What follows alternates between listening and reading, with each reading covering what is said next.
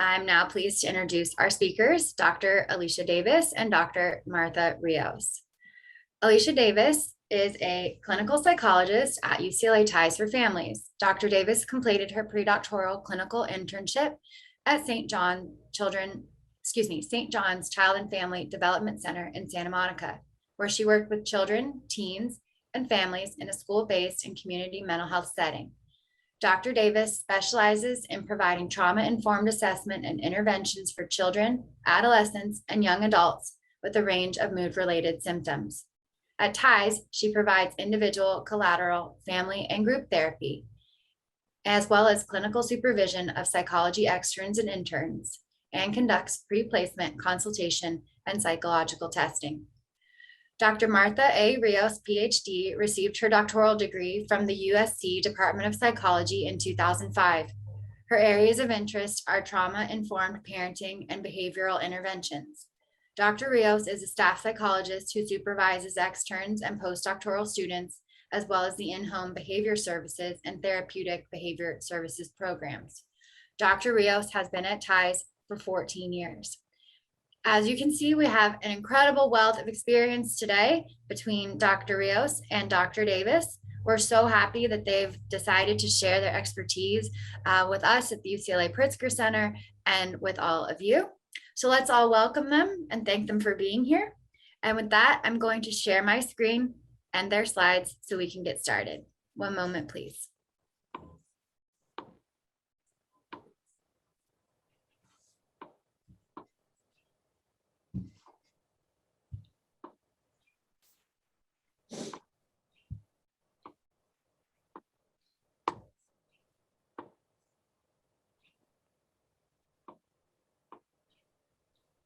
Great, turning it over to Dr. Rios and Dr. Davis. Thank you.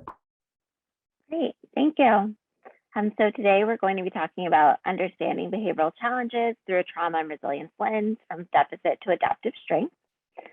And if you could advance to the next slide, please. Great, so first we thought that it would be important to tell you a little bit about how we at UCLA Ties think about our services. So we really aim to provide services across the time span of the adoption process. So we start with recruitment of TIES families, partnering with different agencies.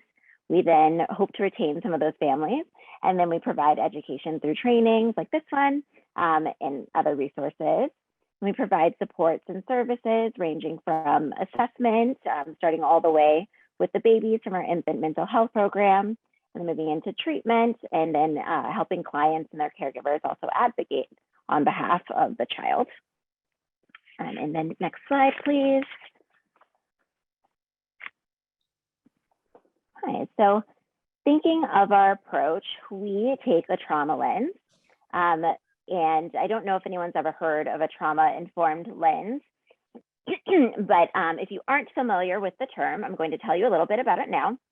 So when we are thinking about a trauma lens, we really are thinking about a shift in perspective from what is wrong with this child to what has this child been through.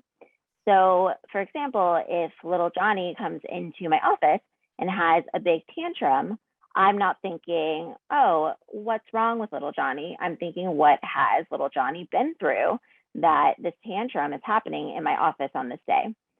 So then when I'm trying to think and understand the factors that might contribute to his behaviors, to any symptoms and behaviors that we're seeing in general with our children in care, then I might stop and think, well, little Johnny's had multiple placements. Some of those placements, he's gone to a doctor's office before he's been removed from the home. And so when he was told that he was coming to see me, a doctor, in this really official looking building, then maybe he was scared that he was being moved again. And so maybe the tantrum that I'm seeing in my office is really a sign of that big fear that he's holding on to. So we really want to think within the context of the child's history. And really understanding what it means to be in the child welfare system. And it's really beyond just the umbrella lens of trauma. So we're thinking about various losses. When there's multiple placements, there's not only ruptured attachments and grief and loss around those attachments, but there's loss of language, loss of culture, loss of friends, loss of neighborhoods and routines, loss of coaches, pets, spaces that children are used to existing in. So it's really not just sufficient to think of it as trauma. Really, we are talking about this multi-layered process.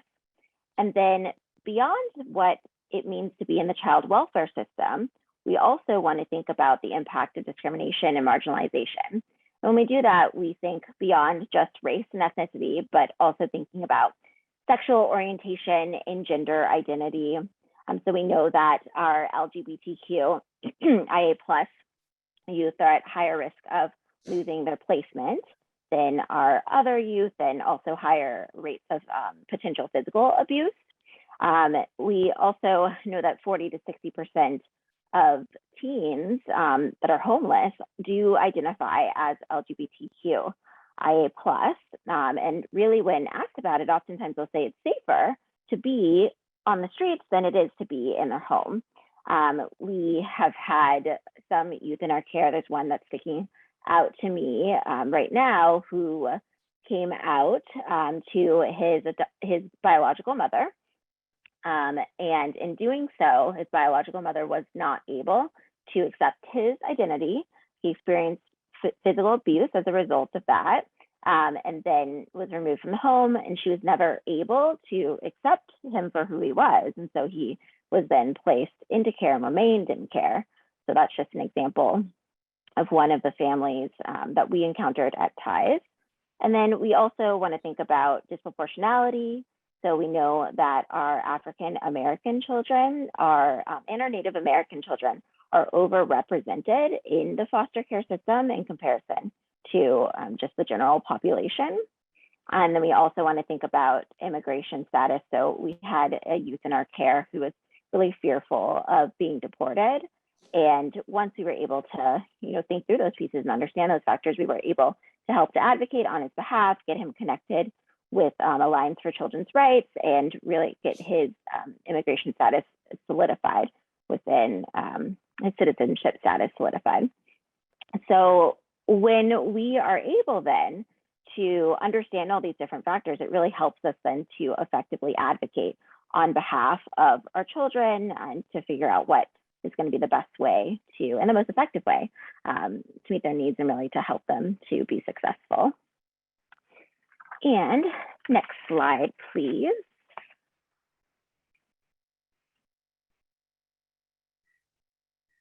And so then, in addition to a trauma lens, we also think about a resiliency lens, which we actually think is just as important as thinking through the trauma-informed lens. So when we're thinking about resiliency really means overcoming adversities. So we are thinking about all of the different aspects, all of the different events, situations that a child has had to experience, and what would be a strength-based way of then considering those behaviors. When we are thinking of, say, hoarding, for example, when you hear the word hoarding, that kind of sounds bad. But then when we're shifting to think from deficit to adaptive strength, and we're thinking, really though, this is this brilliant adaptation to be able to think, I'm not sure when I'm going to have my next meal, food's going to be available. So I'm going to make sure that I'm hanging on to some so that if I need it, it's there. It really is such an adaptive strength.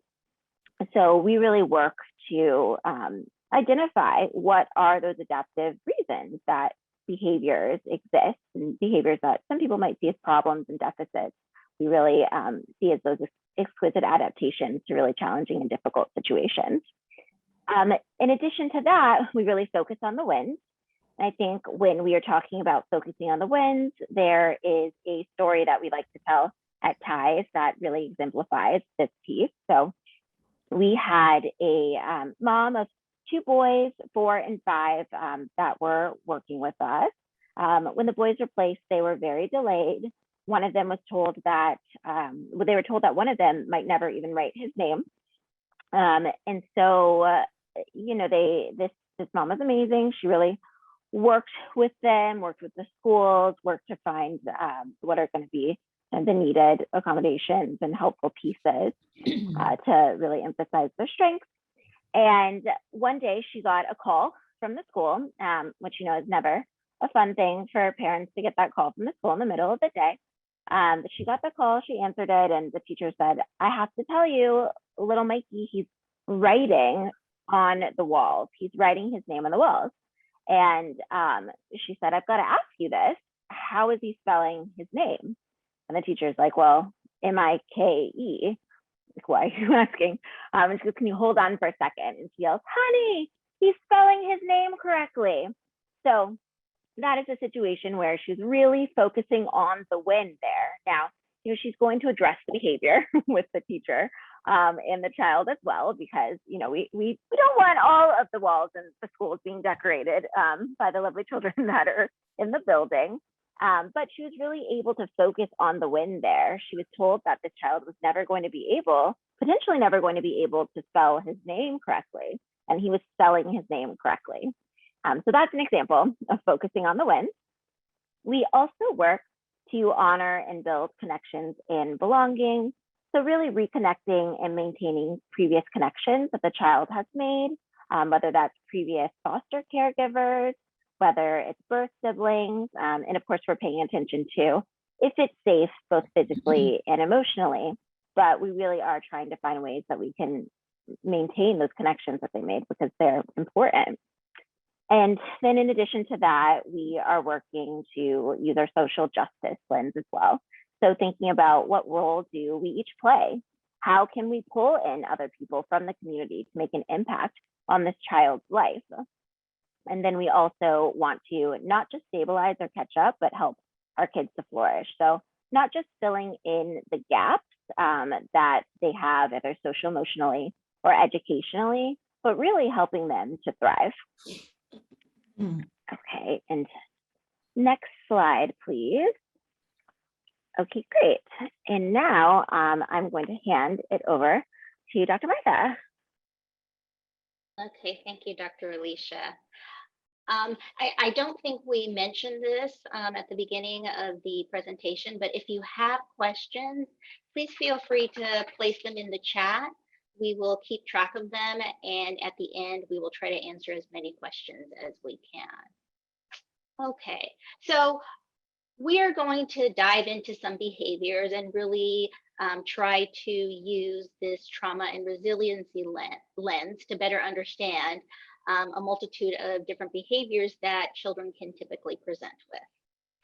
And I have a list right here of behaviors that are very common, such as lying, stealing, hoarding, tantrums, running away, fighting and biting, and bedwetting and encaprices. So we're going to go ahead and we're going to have you fill out a poll, and you are going to indicate what are the behaviors that your child displays. You can pick more than one behavior because usually we have more than one behavior going on with our kids, or behaviors that you work with if you work in the field. So we're going to give it a minute for you guys to be able to respond, and then we'll show you the results.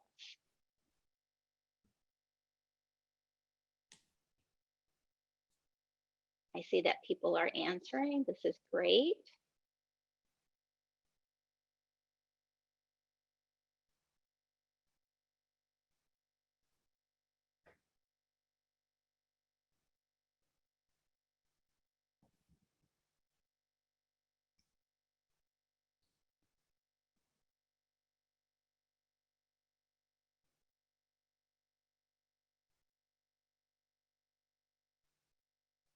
Okay, I'll give it a little bit more time. It seems like we're starting to slow down here.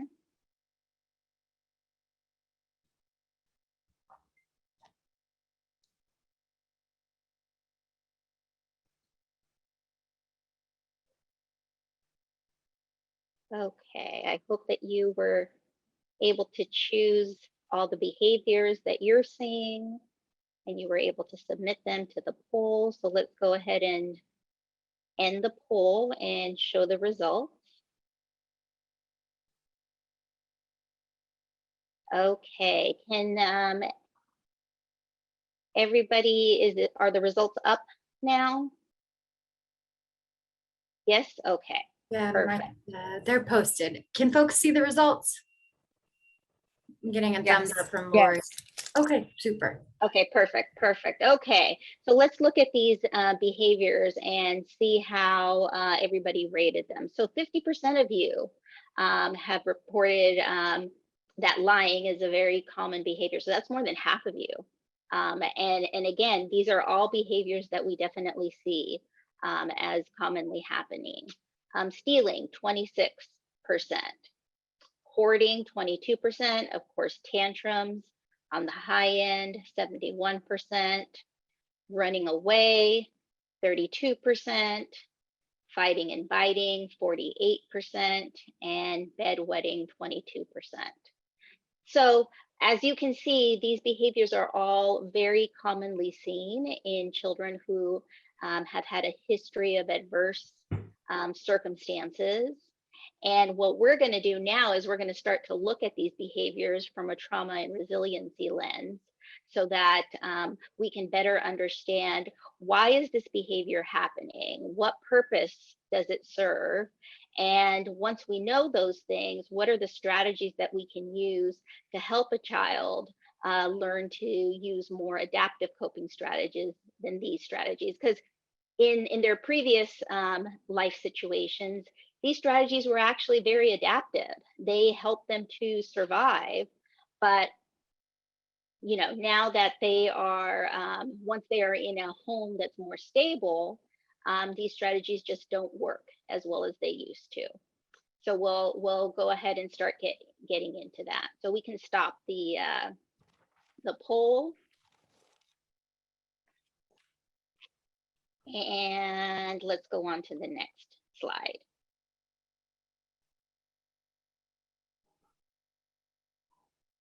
Okay, so as Dr. Alicia was talking about briefly, and I'm going to go into a little bit more detail, behaviors occur within the context, within a context, and they're impacted by what a child has been through.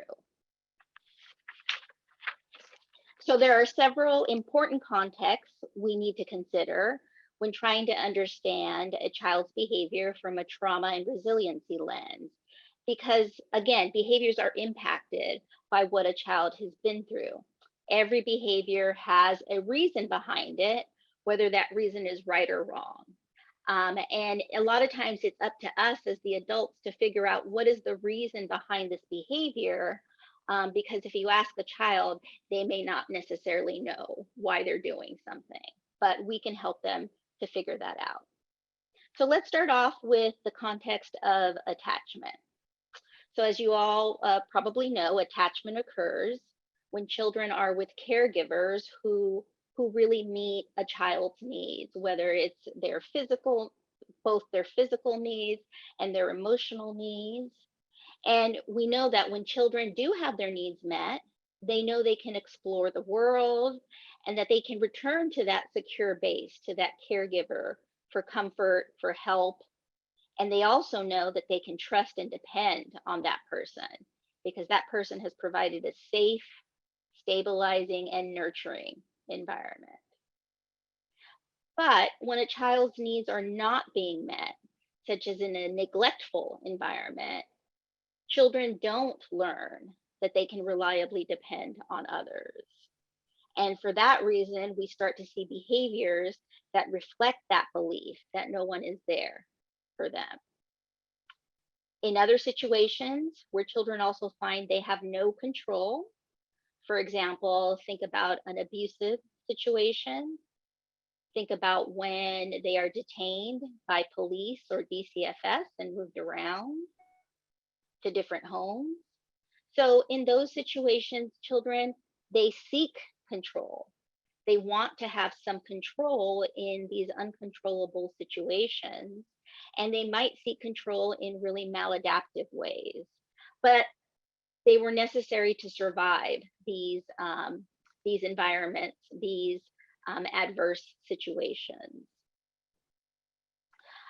We also find that a child might test boundaries in order to have control as well too, to see how a caregiver will respond to them. And will that caregiver respond to them in a way that is in accordance with their past? Will the caregiver be rejecting and harsh and neglectful? All behaviors that they're used to seeing from caregivers. Or, they are also looking to see, is that caregiver really going to be there for them? Is that caregiver really going to help them to contain their big feelings and behaviors? Children test boundaries to be able to prove that they're either unworthy, or to really see, is that caregiver going to be there for me, or is that caregiver going to reject me? And in families where positive behaviors were not modeled, for example, a child who may have learned ineffective ways to cope or problem solve with stressors.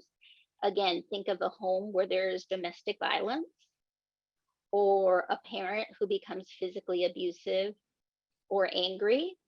Well, they're learning those behavior and those patterns in terms of how to respond to different stressors in life. And what's modeled for us as children, we're going to just repeat as children, and do those same things that we've seen the adults in our lives do. A child can also respond to post-traumatic stress triggers. And these post-traumatic stress triggers can evoke really strong reactions of fear. And a child might not even fully know why they might be reacting in a certain way. So, for example, think of a child who's grown up with a substance abusing parent, and that parent often passes out from drugs. Now, picture this same child who's gone through that history and how they might become dysregulated in a new home where they see their new caregiver falling asleep on the sofa in the living room. Again, they're being triggered by a past experience and reacting in a way that is commensurate with that past experience, even though, in this new home, the caregiver isn't abusing drugs. A child may also reenact the scenarios that were part of their past trauma history. And finally, a child might pull for parental behaviors that reinforce those belief systems that they have about themselves and the world, that they're not worthy, that the world is a dangerous, unsafe place. So, for example, it's not uncommon for a child to actually act out when they get too much praise. And that might seem very counterintuitive, but these children are used to being the bad children, and they're used to always being the target of negative feedback by the adults around them. So when they're receiving all this positive praise, they don't know what to do with it. They don't know, it feels uncomfortable, and they want it to stop. So they start acting out on it. Okay, next slide.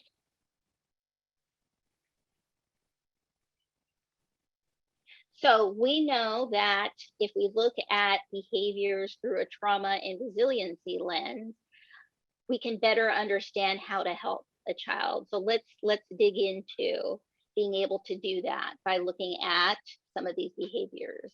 And we're going to start with stealing. So let's understand what meaning we can make out of it. So in what context do you think stealing may have developed as an adaptive coping strategy for a child?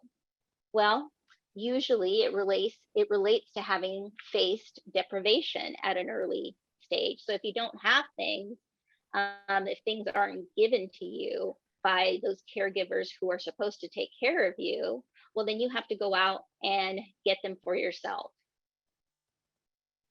And what purpose does stealing serve, or what is the role or adaptation that stealing serves, well, as I just mentioned, it's for survival, for needs and trades. It creates predictability in an uncertain environment, and it also represents self-reliance. So children may have to steal in order to survive, or they may have to steal in order to have something to trade with others to get their needs met. Stealing can also help a child who has not had their needs met by a caregiver feel self-reliant. It feels good to be able to rely on myself instead of having to rely on somebody who's unpredictable. And finally, it can create that predictability in this uncertain environment. So it's very, very adaptive in certain contexts. Next slide. So now that we've looked at the behavior through a trauma and resiliency lens, now we can apply more effective strategies to help a child with this behavior. And the first thing that you want to do is you want to acknowledge the behavior in the context of the child's life story. And again, if you ask the child, why did you do this? They're probably not going to be able to tell you why they did this. I mean, you may want to ask still, and maybe they'll be able to answer the question, but don't take it personally, or don't punish the child for not being able to answer that question. Instead, give them the words to be able to understand why they're behaving in a certain way. So don't shame them or punish them for using these maladaptive coping strategies. They just haven't learned yet that they are now in a completely safe environment than where they grew up. And they need to learn that they're going to get their needs met, and they need to learn how to get them met appropriately. So in terms of acknowledging the behavior, for example, stealing, something that can be said to a child is, I know that you had to steal things when you lived on the street just so you could eat. And I know you had to depend on yourself because no one else was there for you. So it's totally understandable that you would still feel like you need to steal things. But now we can talk about what you need, and we can find a way for you to get it without having to take it. So that is a very different way of approaching behavior such as stealing, and not really reacting to it in a negative way, but rather responding to it in a very thoughtful way. The next thing you want to do is provide a venue for the outlet that is acceptable. For example, a basket of stealables. So for example, parents might put a basket of things that the child tends to steal, such as soaps, lotions, little toys, in a closet, and let that child know that if they feel like stealing something, it's okay to take something from that basket. So again, you're providing this appropriate venue that allows for an outlet for this behavior. If the child happens to steal from others outside of the home, the strategy is to return and apologize.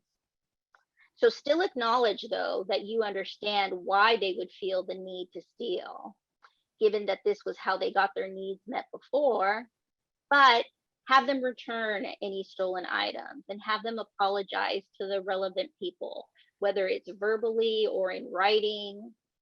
But be calm, again, be matter of fact, and do not shame the child. And what you'll see is over time, and it takes time, over time, the child will begin to see and feel that your home is safe, that your home is stable and dependable. And you will start to see that once this new solid history of needs are being met, once they have that solid history, then you'll start to see that the stealing behaviors will also begin to decrease. But it takes a lot of time, and it takes a lot of patience. Next slide.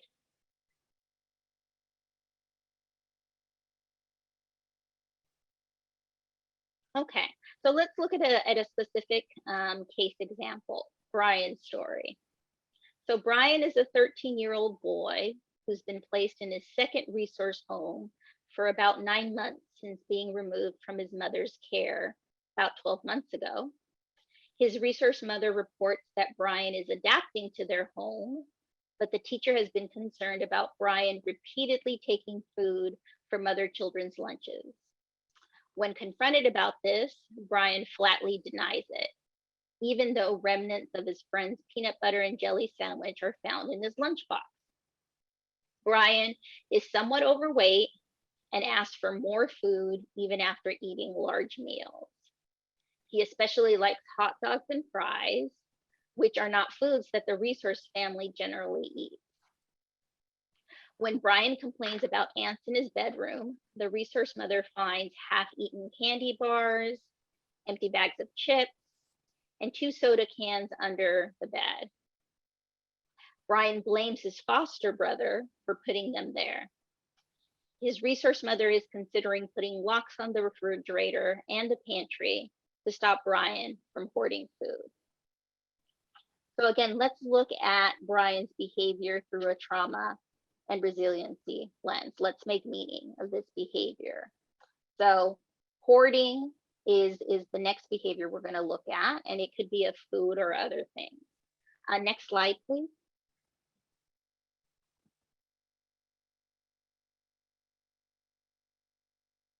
So let's make meaning again. And this, I'm going to ask you to use the chat function at this point. And I want you to think about in what context or in what environment might have hoarding been a survival strategy for Brian. What kind of environment do you think he likely lived in that he felt the need to hoard? Great, I'm seeing homelessness. I'm seeing not having access to food insecurity, poverty, low resources. Yep, you guys are getting lacking basic necessities, neglect. Yes, absolutely. These are all exactly the way we want you to start to think about these children and what they've been through. So yes, an environment of neglect, of chaos, of unpredictability. That's likely where this behavior might be coming from. And what role or adaptation do you think this behavior might be playing?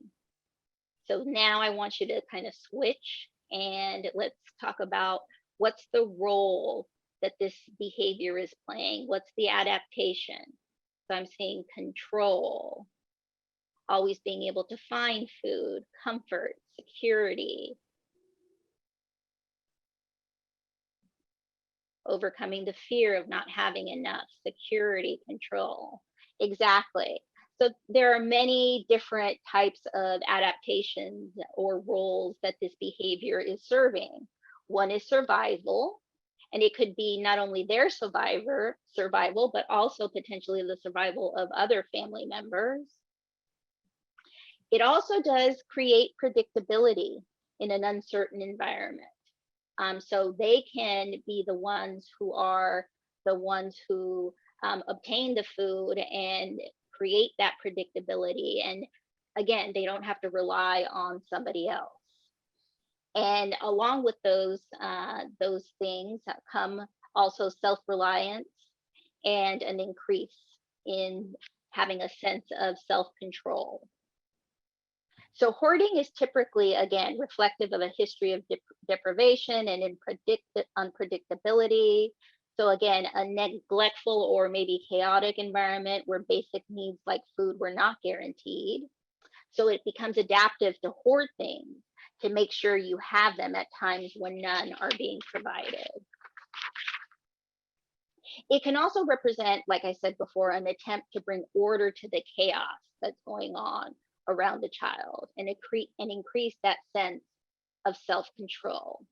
And if we think about food specifically, for some kids who haven't had that emotional nurturance, who haven't had their emotional needs met, food can be an alternative way of soothing themselves, of helping them to make themselves feel better, when they're overwhelmed by their feelings. And instead of the parent serving that purpose of helping them to modulate their feelings, food now serves that purpose. Okay, next slide. Okay, so what are the strategies that would make that would be helpful to be able to use now that we know and have looked at the child's behavior through a trauma and resiliency lens? Well, again, it's going to be a lot of the same strategies that we've talked about before. One being, again, acknowledging the behavior in the context of the child's life history. So, for example, telling a child, when you and your sister didn't have enough to eat, it was useful to gather and hold on to any food you could find, since I know there wasn't enough to go around. Now we have plenty of food, and you can always get some, so there's no need to keep candy and fruit and string cheese under your bed. So again, acknowledging the behavior and reassuring them that they will have access to food.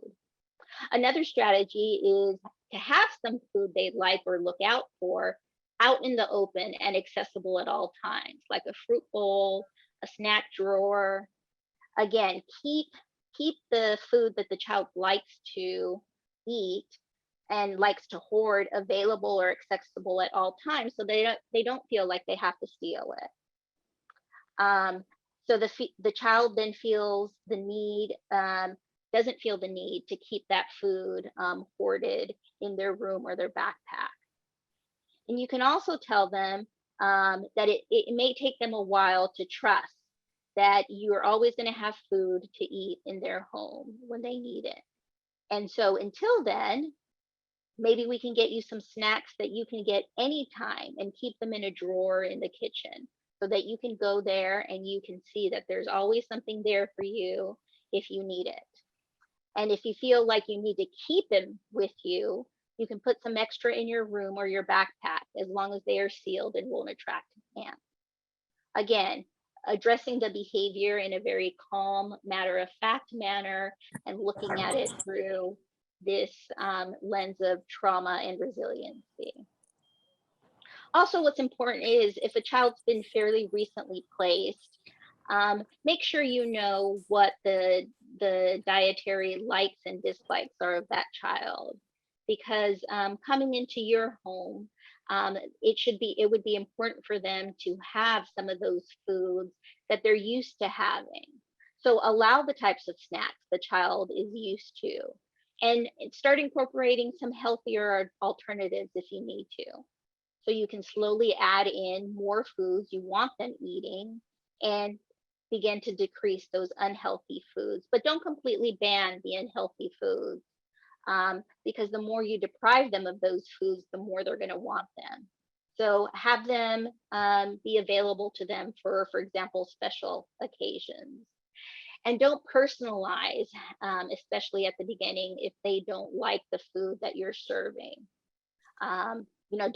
Don't, for example, think he knows I hate sugary foods or sugary sodas. Again, reflect on the child's history and the psychological meaning of these familiar foods. It may be, for example, that Cheetos may remind them of going to the liquor store with their mom. And so you don't want to take away that important memory. And again, don't lock up food or restrict hours of eating, because it can increase that sense of deprivation, which will then increase the hoarding behavior. Again, eating, you have to trust, is going to self-regulate when they realize they are now in a safe, stable, secure, and plentiful environment. Another helpful strategy is to include a child in snack and meal planning, even cooking. It gives them this sense of control and investment in meals and helps them to feel effective and really good about themselves. Okay, so let's move on to another behavior. This time we're going to look at lying. And again, I'm going to want you to think about making meaning about this behavior. So what are some contexts, some environments in which lying might be a behavior that you see for a child? So again, let's use the chat. So punitive, fear of getting in trouble, survival, abuse, protection of the family, a learned behavior, insecurity, fear, and shame. Yep, I'm seeing a lot of the same answers. This is wonderful. You guys are really getting it. So in the contexts that are commonly seen are this history of losses, of attachment ruptures, for example, being detained and moving from house to house, being in unsafe, dangerous, and unpredictable environments, such as abuse and domestic violence. So what role or adaptation does a child lying serve? Well, it helps for protection and survival in these unpredictable, unsafe environments. It helps to, another role that is something that I think sometimes we don't think about, it actually helps to piece their story together when information is missing. And I'll go into that in a little bit more detail. Or it's because of a fantasy fulfillment. And again, I'll go into that in a little bit more detail. So lying generally relates to protection and survival in a previous dangerous and unpredictable situation. So the child might not feel safe enough that they won't be rejected if they don't tell the truth.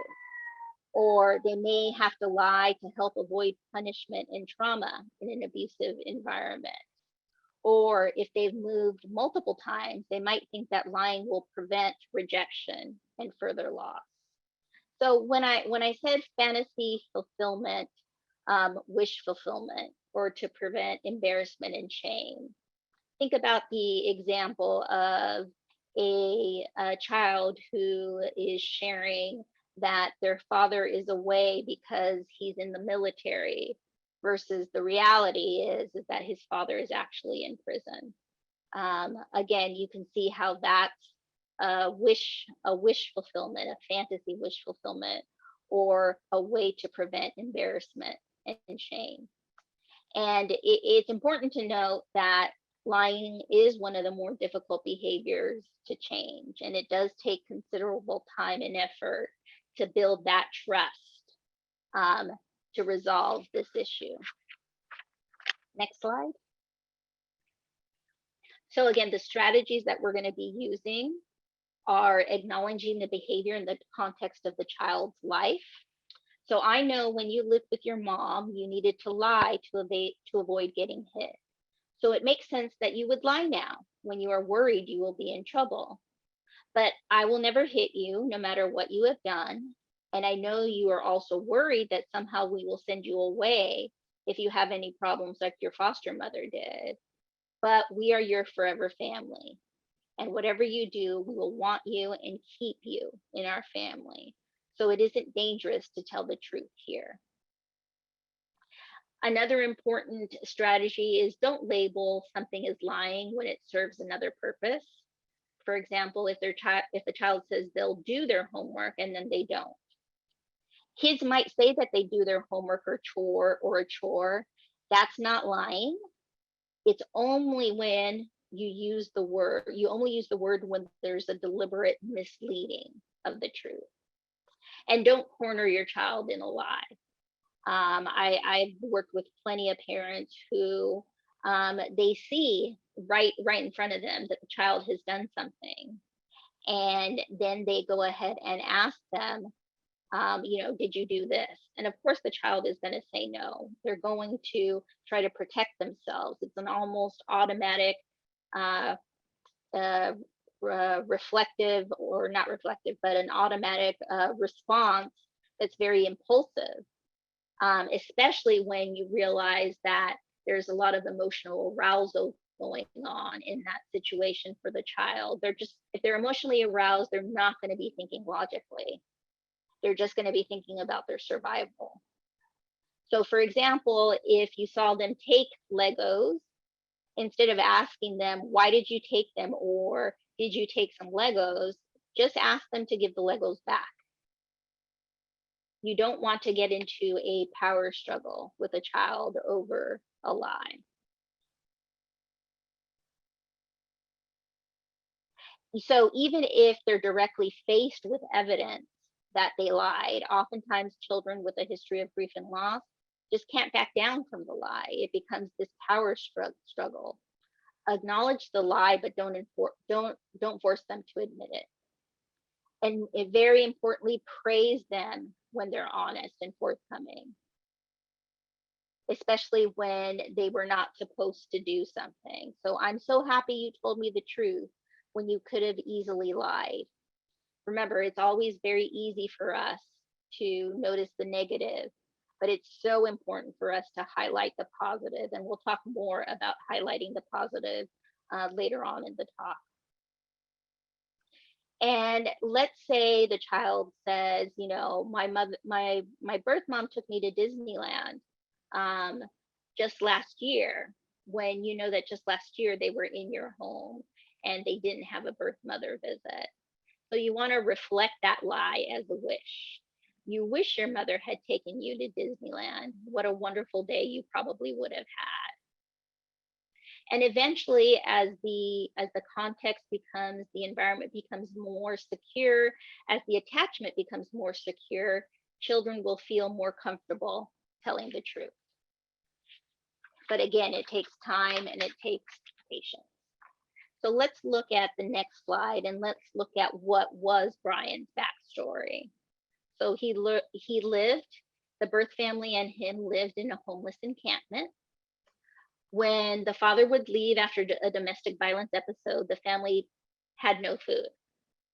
Brian began taking food from others in the camp to share with his mother and sister. And especially when his mother was using meth, Brian was the main food provider, though they often were hungry. Removed from his mom after shoplifting sodas from 7-Eleven, he was removed because there was no adult present and he had shoplifted. And that was about 12 months ago. The younger sister went with the biological dad, and Brian went into foster care, now in his second placement. Next slide. Okay, so I believe now I'm going to turn it over to Dr. Alicia, and she will continue with our presentation. Thank you. So we are now going to talk about running away, and we want to think through the meaning that running away might have when we're using that trauma-informed and resiliency-based lens.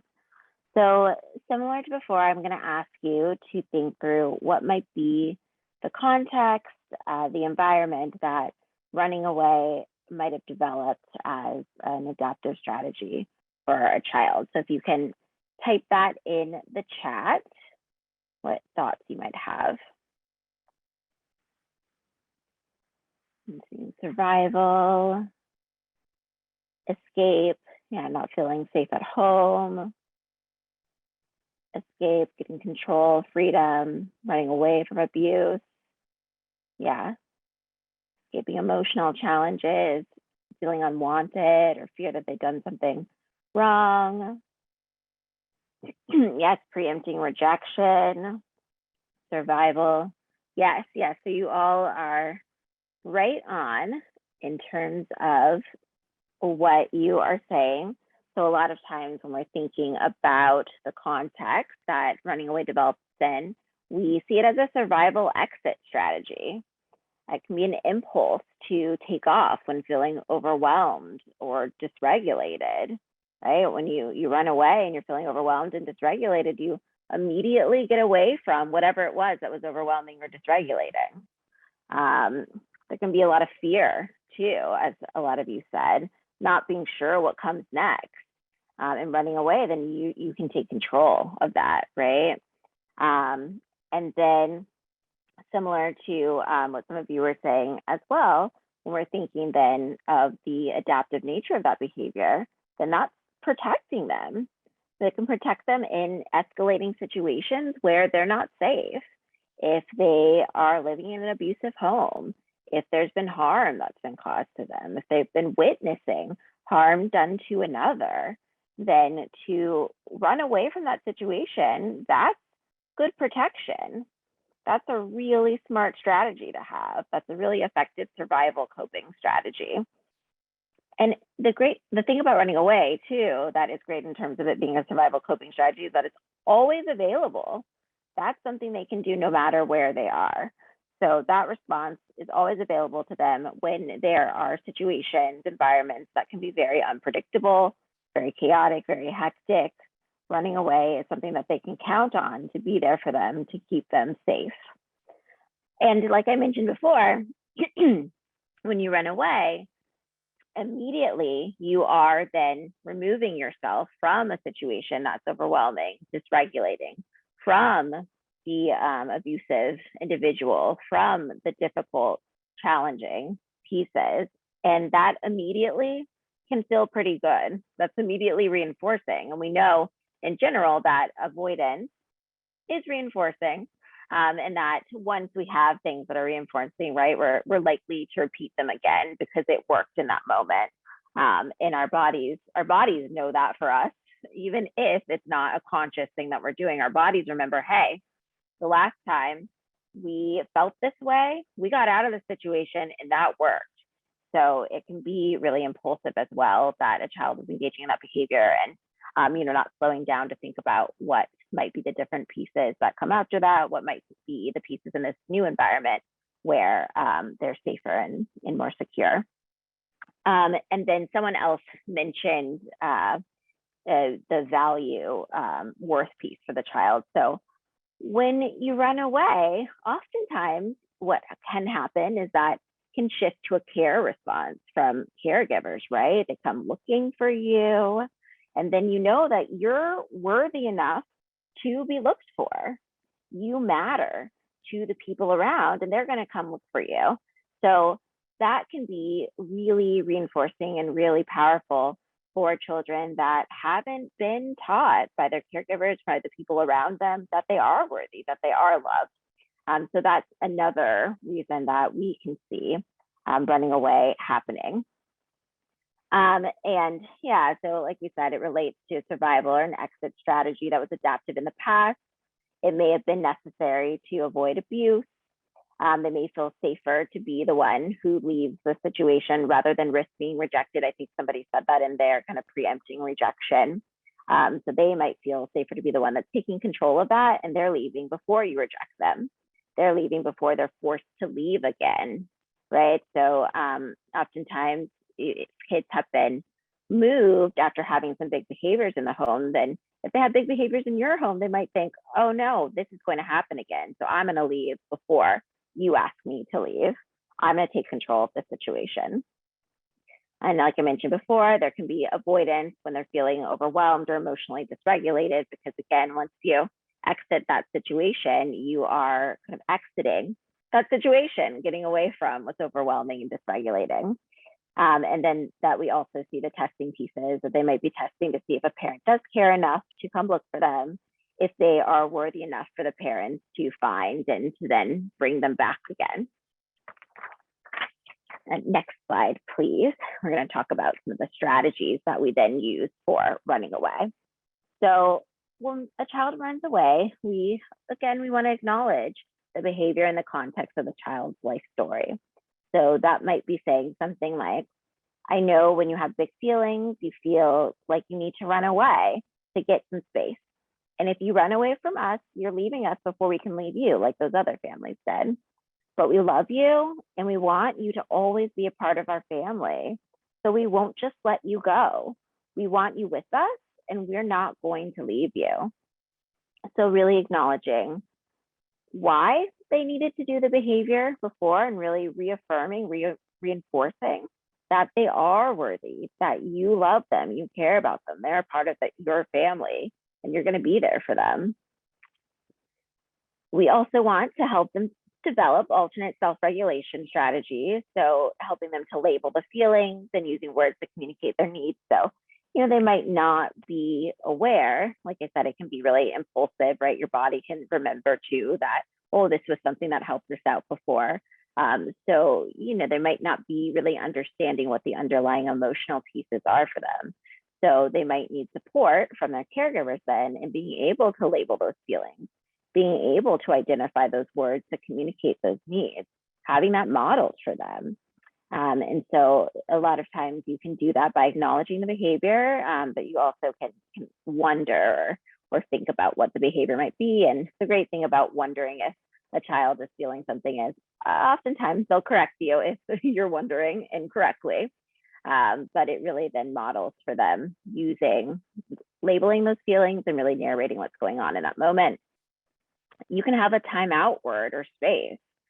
So if the child is able to recognize that they're getting to a place where they're feeling that urge to run away, then they can use that timeout word. They can say they need to go to the space, they can go to that space.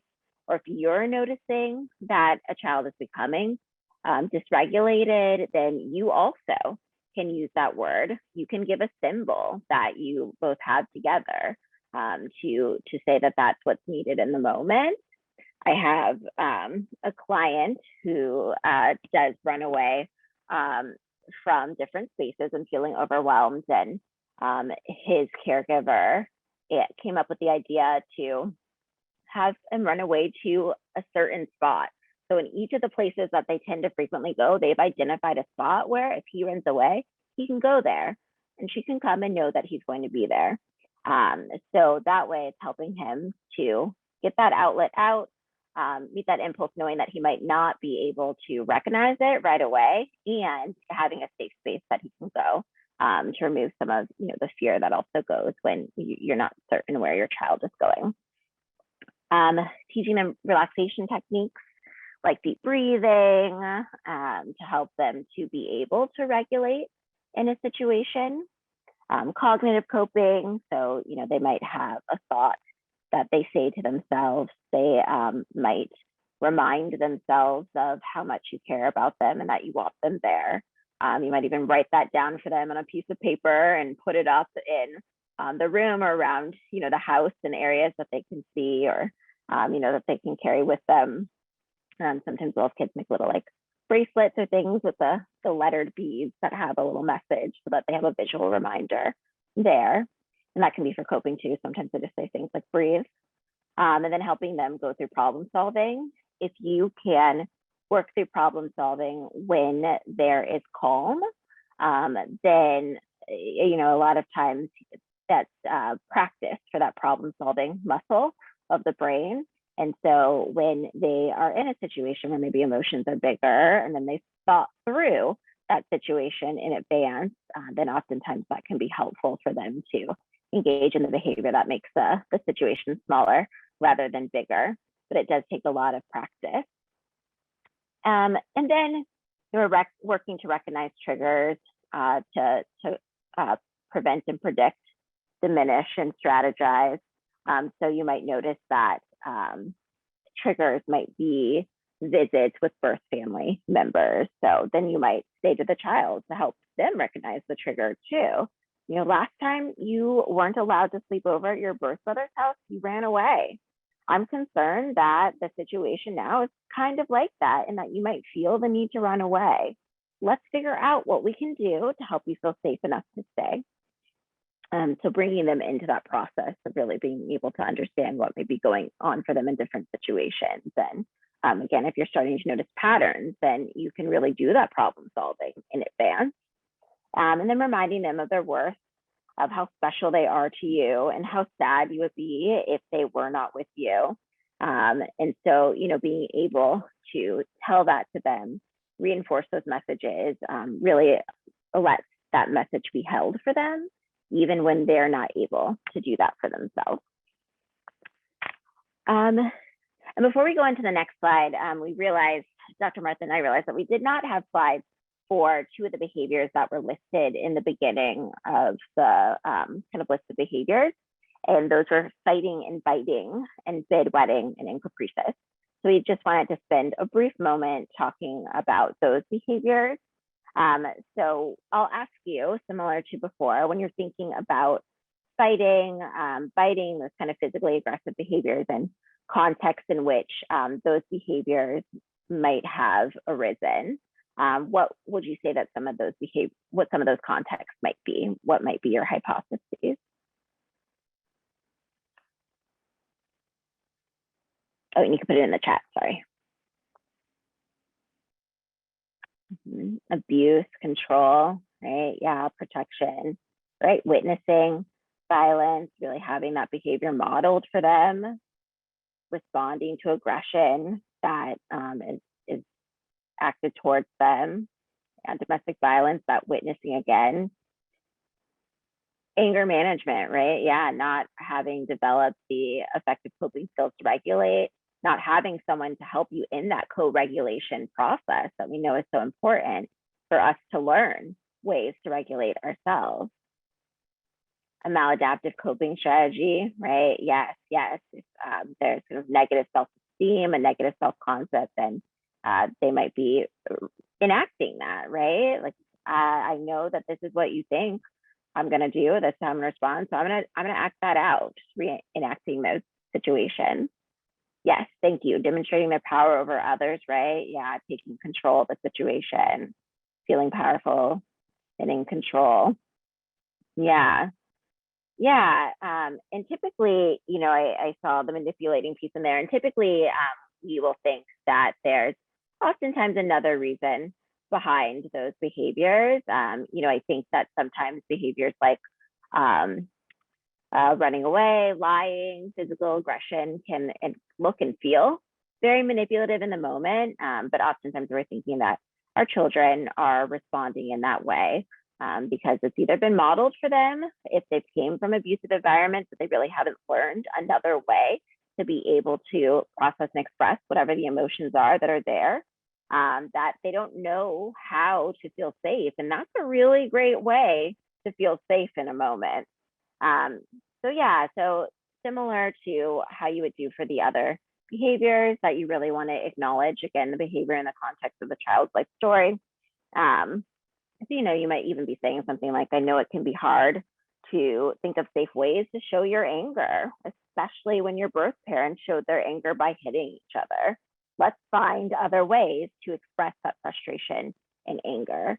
And then again, you can help them with problem solving. You can help them with coming up with a thought that they can think, relaxation techniques to help them to regulate and to reduce the intensity of those big emotions. And then you can also, again, have a word, have a symbol that you're using together to help them to notice that, okay, maybe those emotions are starting to get a little bit bigger in that situation. And oftentimes you might be able to notice that before them.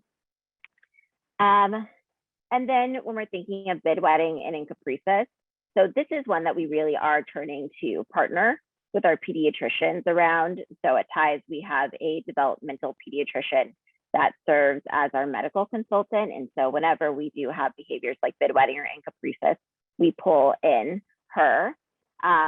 One, because we want to know if this behavior is developmentally appropriate at the time. I think that oftentimes what I've learned in consultation with our pediatric consultant is that oftentimes these behaviors are developmentally appropriate at ages that maybe we might not have thought that that would be the case. So I think it's really great to partner with a pediatrician around that. Oftentimes we do see these behaviors as an expression of stress that is coming up. And so, there's different strategies that can be recommended. Maybe there's limiting liquids at nighttime, not shaming them around the behavior, helping them to have them help you to clean up, the bidding that got wet or soiled. Yes, so those are some things that can be helpful, but we do really recommend partnering with your pediatrician around those behaviors. Okay, next slide, please.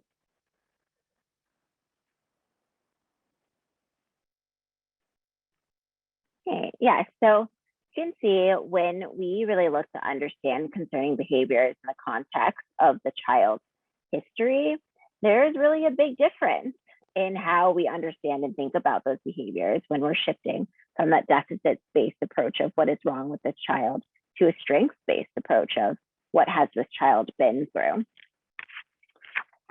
Next slide, please.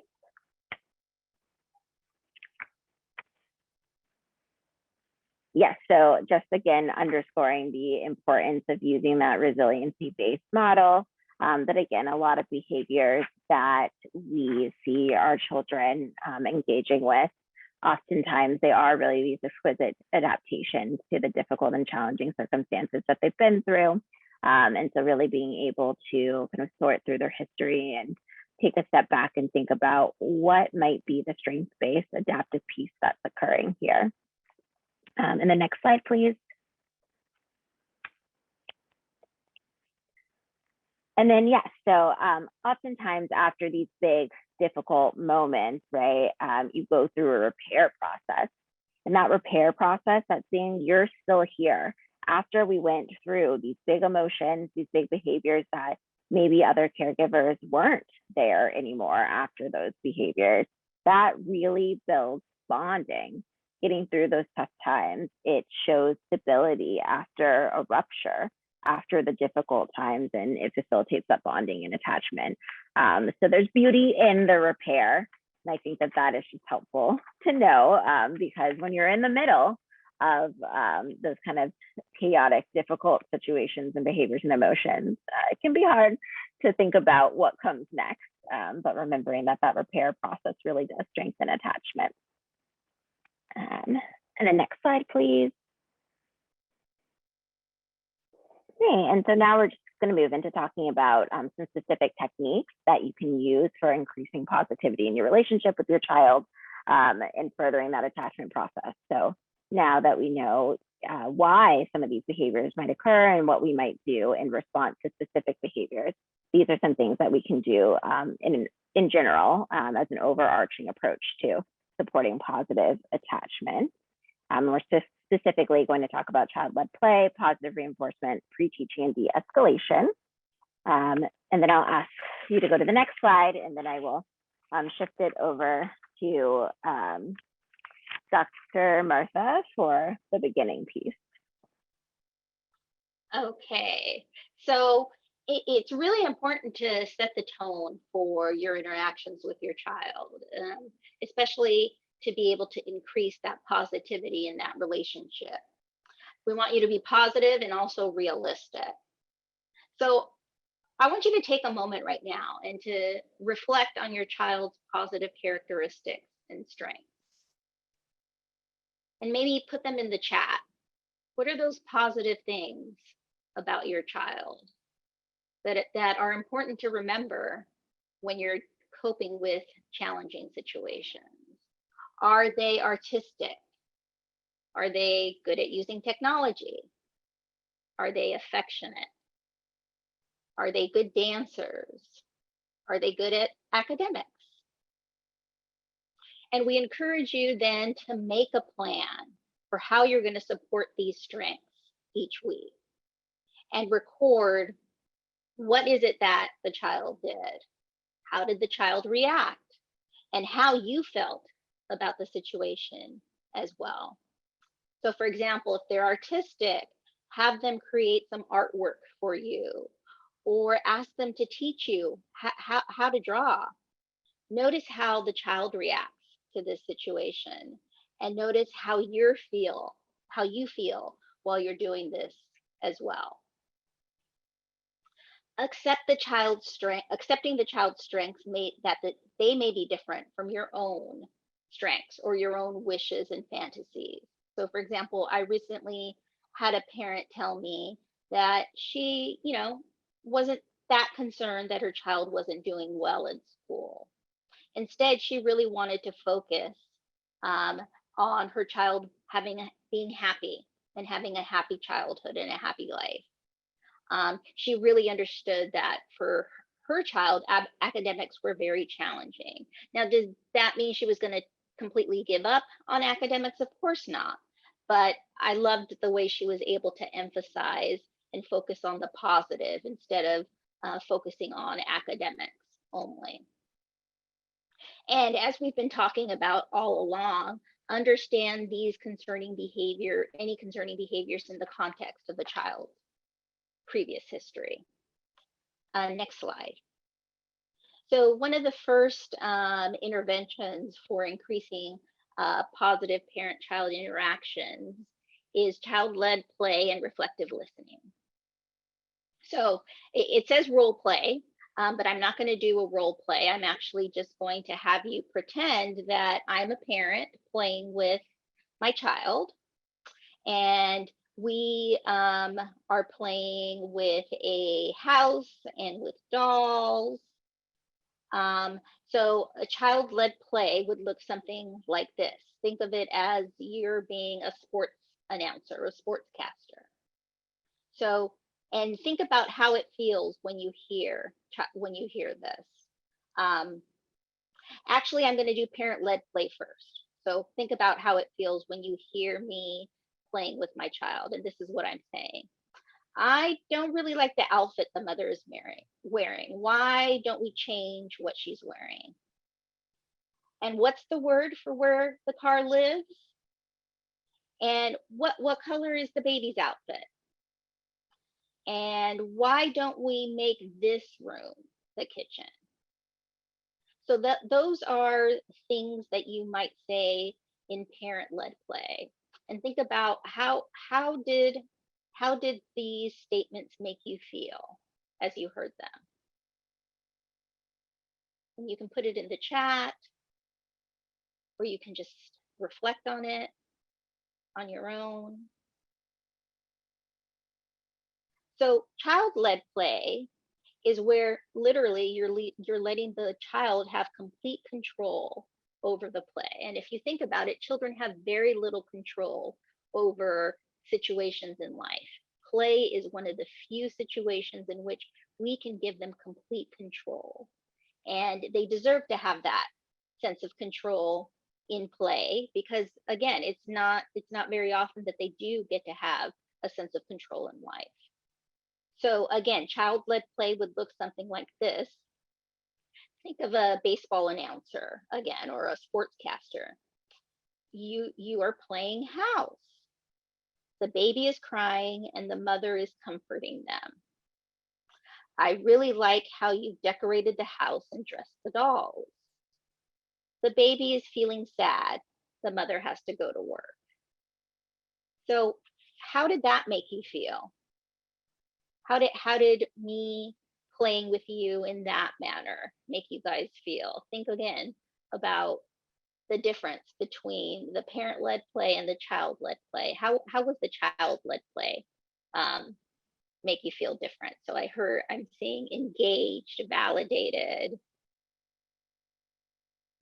engaged, giving me a choice as to how to react, seen and heard, glad, happy. Exactly. That's what we really want your child to experience, is to have that positive experience when they're playing with you. And as I demonstrated, you're also going to focus on reflective listening while you're playing with your child. So you're going to comment in a very descriptive way about the child's play activity, such as you are playing house. The baby is crying and the mother is comforting them. And you can reflect feelings too that you see and hear. The baby is feeling sad. The mother has to go to work. And it says practice in pairs, but we're actually not going to do that. Hopefully my example was helpful enough. And thank you for all your responses in the chat. Next slide.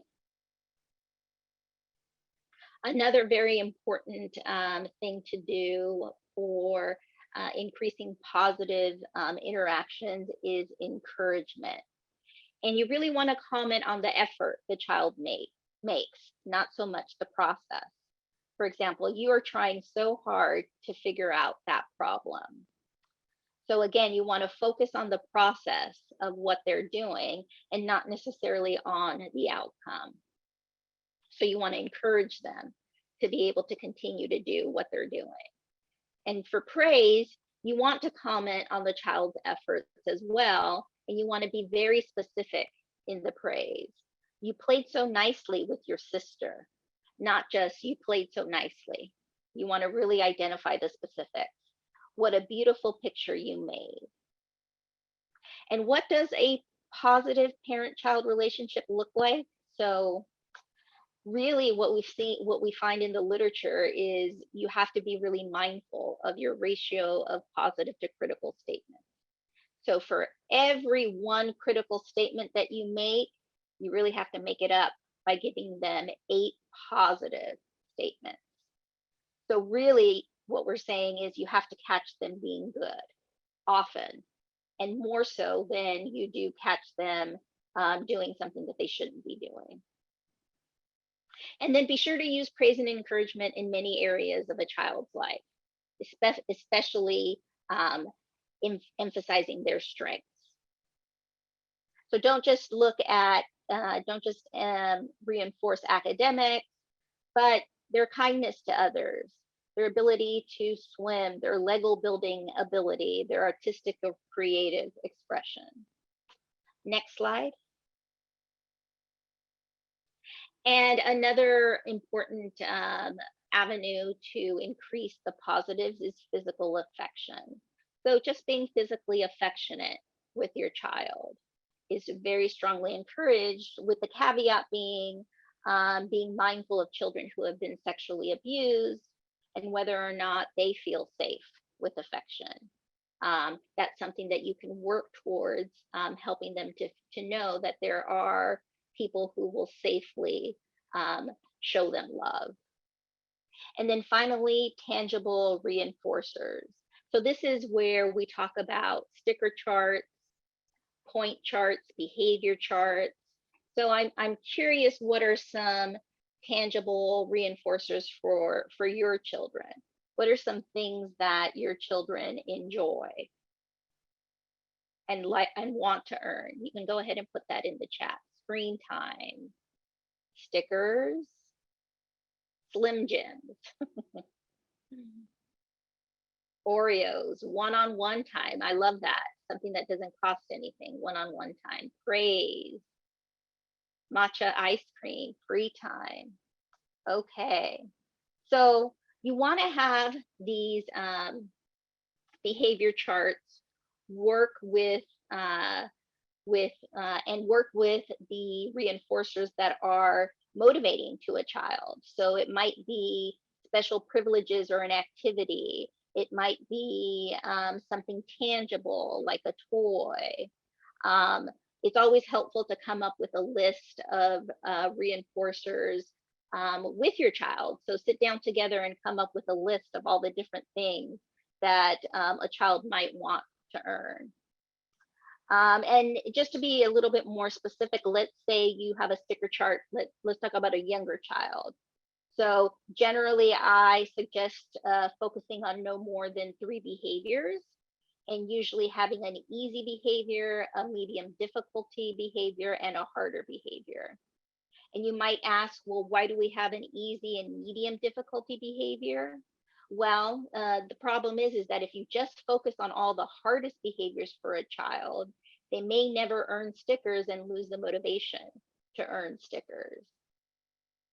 And for younger children, sometimes it's stickers alone, and knowing that their parent is proud of them and feeling pride in themselves is reward enough. So you may not even have to come up with any extra reinforcers. It may be the stickers alone. But if not, if they need more, then you can have them turn in or earn a certain number of stickers for privileges or a tangible reinforcer. And again, at the beginning, don't make it too hard for them to earn something, because then they're not going to be motivated to continue.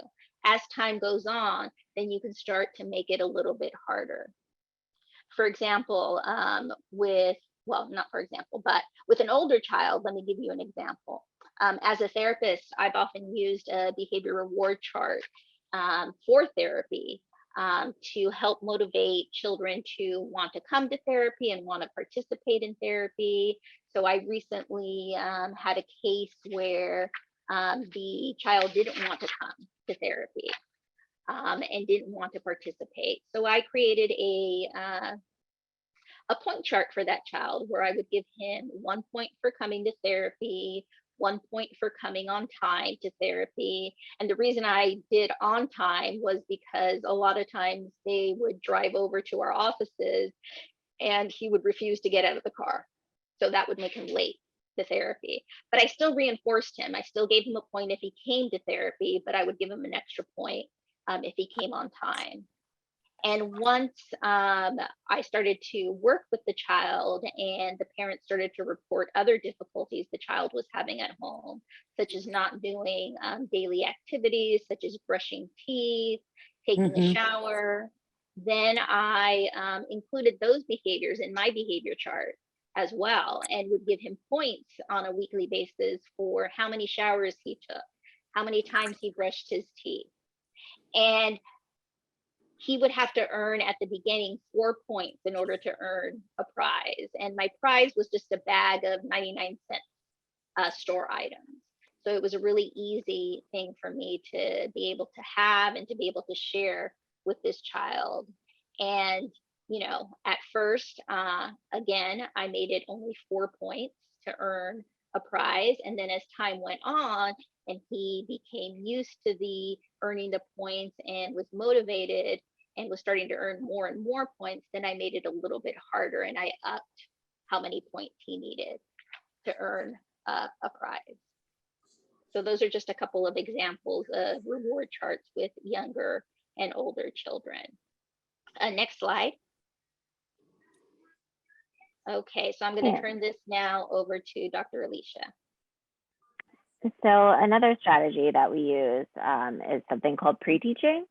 So pre-teaching is basically anticipating an issue and giving acceptable choices and then providing positive feedback when one of those acceptable choices is taken. So it can be useful for developing new behaviors or increasing the frequency of desired behaviors, and enables the child to know the behavior expected and what will happen when it occurs, which is typically some positive reinforcement. So in pre-teaching, the parents let the child know ahead of time what behavior is desired in a certain situation and what will happen if the desired behavior occurs, as well as what will happen if the desired behavior doesn't occur. So the idea is that you're anticipating possible problem situations and then offering the child an informed choice about what will happen in different scenarios. So as an example, if you're going to the grocery store and maybe you have a child that typically runs up and down the aisles and has a tantrum if they're not allowed to buy something that they want, maybe something that you'll say is, John, when we go to the store today, I'd like you to stay with the cart at all times and don't ask me to buy you any particular thing at the store. I'll let you know that you're doing a good job by giving a thumbs up sign when you are staying by the cart and when you help me get what's on our list without asking for extra things. If you can stay with the cart and not ask me to buy extra things, then you can pick out a treat at the checkout stand. So if you want a treat, what do you need to do? And then really having the child repeat back to you so that you can understand that, so you can know that they understand what the expectation is and what happens if they then complete that expectation. And you can use this in any situation, you know, that you might predict that there might be difficulties coming up with: theme parks, dropping off at daycare, restaurants, car rides, whatever it might be. And next slide, please. And then another tactic that we use, I think almost all the time, is de-escalation when a child is dysregulated. So de-escalation is really the idea of reducing your intensity by being quieter and calmer in response to your child's increasing intensity, to help to de-escalate and really to help to co-regulate the child and reduce their high arousal. So you're hoping to break that cycle of increasing escalation. Everything just kind of seems to spiral and get bigger. You know, I think to do this, you need to be regulated. So it can be helpful then to have realistic, developmentally and history appropriate expectations for the child. So something that I think is helpful to know is that typically developing children really only mind their parents about 70 to 80% of the time. and they oftentimes take 10 to 15 seconds to respond to parental requests. So, if the expectation is that you're going to get to just non-compliance, or note zero non-compliance, it's not going to happen. So it's helpful to know what the realistic expectation is. And then I think the other thing to know is that some of our caregivers find it particularly challenging when there's an older child in the home who is acting out with kind of bigger behaviors. Because they're older, they look a lot like us. And so you might think like, wait a second, what am I seeing here? This seems like the behavior that's more appropriate for a younger child. But just to remember that they may not have had that co-regulation experience as an infant in their early childhood. So they really might still need that from you. They haven't had that experience to learn how to regulate themselves through co-regulation. So just to keep that in mind. And then I think just the repetition of this process is regulating, and the practice provides repetition. Yes, and sorry, I'm noticing the time, so I'm speeding up towards the end. But yes, that is de-escalation. And next slide.